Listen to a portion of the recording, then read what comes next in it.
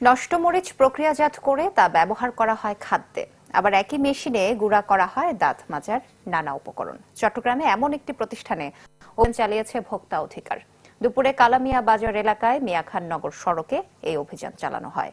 ভোক্তা অধিকারের উপপরিচালক ফয়েজুল্লাহ জানান, মেয়াদবিহীন পচা শুকনা মরিচ মিলিং করে তা গুঁড়া বিক্রি করা হয় এই দোকানে।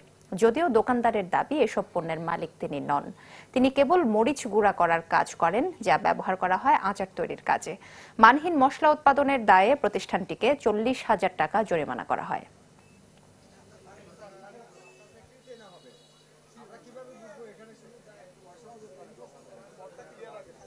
কিছুটা ভালো মরিচও এখানে আছে যেটা কালার হবে, তো দুইটা মিক্স আপ করে উনি বিক্রি করেন।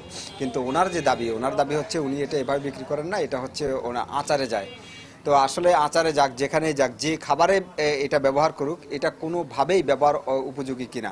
তো আসলে আপনারা সবাই দেখলেন, আমরা সবাই দেখলাম, আমাদের কাছে মনে হয়েছে এটা কোনোভাবে এটা ওনার করা ঠিক হয়নি, বা মশলার গুঁড়ো করার মিলে দাঁতের মাজনের এটা করা উচিত হয়নি। দাঁতের মাজনের মিল যেখানে সেখানে সেটা হবে। তো আমরা ওনাকে সতর্কতামূলক 40,000 টাকা অর্থদণ্ড করেছি।